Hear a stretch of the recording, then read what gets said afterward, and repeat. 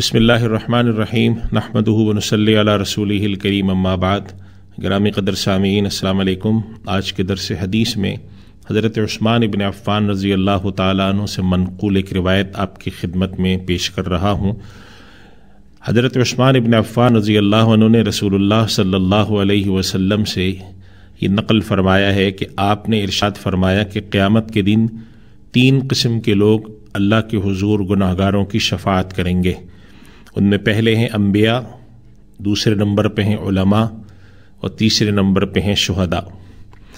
اس حدیث کی وضاحت کیا ہے کہ اللہ سبحانہ و تعالیٰ نے قرآن کریم میں متعدد جگہوں پہ اس بات کی طرف اشارہ فرمایا ہے کہ قیامت کے دن اللہ تعالیٰ کی اجازت سے لوگوں کو شفاعت کرنے کا موقع دیا جائے گا۔ اللہ سبحانہ و تعالیٰ قرآن کریم میں فرماتے ہیں سورہ نبأ میں 30ویں پارے کی پہلی صورت میں کہ جس کے اندر اللہ تعالیٰ فرماتے ہیں کہ قیامت کے دن کوئی شخص اللہ کے آگے شفاعت نہیں کر سکے گا الا من اذن له الرحمن، سوائے اس شخص کے جس کو اللہ بڑا مہربان جو ہے وہ اجازت دے دے، وقال صوابا، اور وہ وہاں پر درست بات کرے۔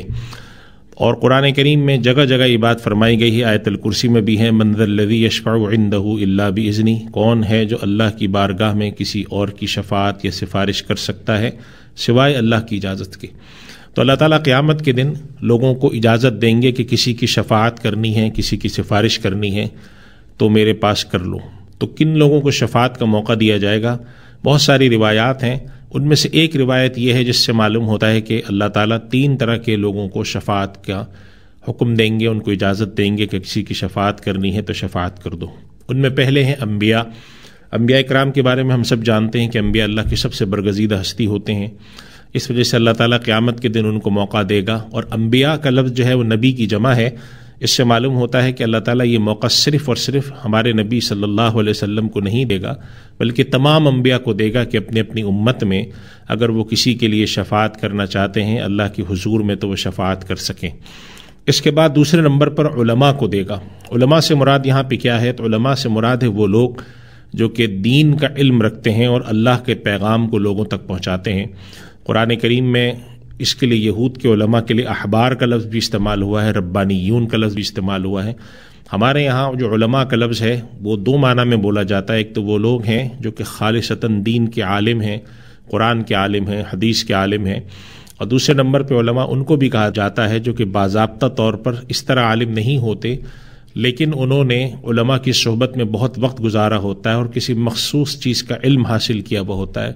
مثلاً وہ تفسیر کے ماہر ہوتے ہیں، مثلاً وہ حدیث کے ماہر ہوتے ہیں، مثلاً وہ مواعظ حسنہ کے ماہر ہوتے ہیں، مثلاً وہ اصلاح کے ماہر ہوتے ہیں۔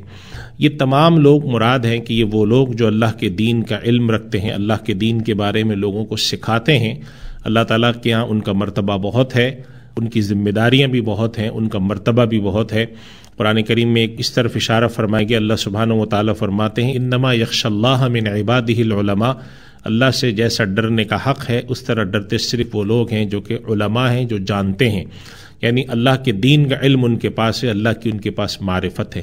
تو قیامت کے دن ان حضرات کو بھی موقع دیا جائے گا۔ یہاں سے مراد صرف وہ لوگ نہیں ہیں جو کہ روایتی طور پر کسی سند کو رکھتے ہوں یا کوئی ان کے پاس بڑی ڈگری ہو علم دین کی، بلکہ اس سے مراد وہ لوگ بھی ہیں جو اللہ کے دین کی اتم درجے کی معرفت رکھتے ہیں، اللہ کے دین کے بارے میں ان کا علم بہت زیادہ ہے، اور اللہ کے نبی صلی اللہ علیہ وسلم کی سنت کا، آپ صلی اللہ علیہ وسلم کی احادیث کا، اور دین کی اور دیگر جو چیزیں ان کا علم ہے ان کے پاس۔ یہ لوگ بھی اللہ کے یہاں بڑے درجے والے ہوتے ہیں، انہوں نے اللہ کے دین کی خدمت کی ہوتی ہے، اللہ کے دین کو معاشرے میں پھیلایا ہوتا ہے، اللہ کے دین کی تبلیغ کی ہوتی ہے۔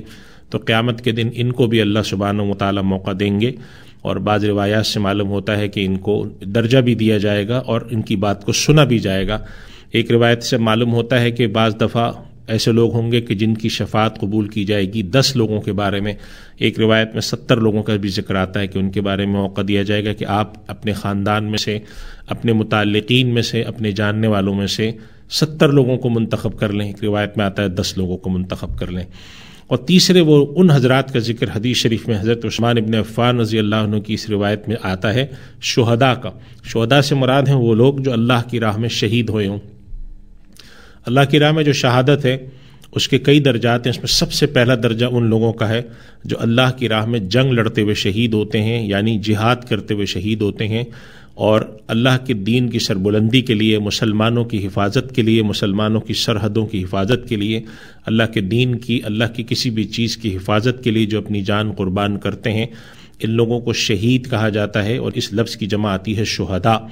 اور دوسرے نمبر پہ شہید ان کو بھی کہا جاتا ہے، حدیث شریف میں آتا ہے کہ نبی کریم صلی اللہ علیہ وسلم کا ارشاد ہے کہ جو شخص ناحق قتل کر دیا جائے اس کو بھی شہید کہا جاتا ہے۔ اور ایک اور روایت میں آتا ہے کہ وہ لوگ جو بعض موذی امراض میں مبتلا ہو کر دنیا سے جاتے ہیں اور ان کا مرض بڑا طویل ہوتا ہے، تو اللہ سبحانہ و تعالیٰ ان کے اس مرض کی اور اس تکلیف کی وجہ سے ان کو بھی معنوی طور پہ شہداء کا درجہ دیتے ہیں۔ معنوی طور پہ شہداء کے درجے کا مطلب یہ ہے کہ حقیقت میں تو وہ بظاہر شہید نہیں ہوتے ایک جنگ میں لڑ کر، لیکن درجے میں اللہ تعالیٰ ان کو بھی شہید قرار دیتا ہے۔ تو ان تین لوگوں کی شفاعت اللہ تعالیٰ قیامت کے دن قبول فرمائیں گے۔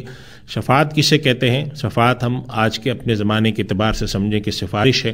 ہمارا کہیں پہ کام رک جاتا ہے تو ہم کسی سے جا کر کہتے ہیں کہ کسی کو آپ فون کر دیجئے، اس کو خط لکھ دیجئے، اس کو ای میل کر دیجئے، یا میرے خط پر آپ ایک جملہ لکھ کے دے دیجئے تاکہ سامنے والا آپ کی بات کی لاج رکھتے ہوئے مجھے میرا وہ کام کر دے۔ یہ عمل ہم دنیا میں شفاعت کہتے ہیں، اس کو ہم سفارش کہتے ہیں، کسی سے کہہ کے کام کرانا کہتے ہیں۔ قیامت کے دن اللہ سبحانہ و تعالیٰ کے حضور جب لوگ پیش ہوں گے، گناہ گار پیش ہوں گے، ان کے معاملات اللہ کے حضور پیش ہوں گے، تو اللہ تعالیٰ کی اجازت سے یہ تین گروہ شفاعت فرمائیں گے۔ اللہ تعالیٰ ہمارے حق میں بھی اپنے نبی صلی اللہ علیہ وسلم کی شفاعت قبول فرمائے۔ وآخر دعوانا ان الحمد للہ رب العالمین۔ This program is the sole property of Pakistan Broadcasting Corporation, Islamabad. Piracy in this regard is illegal.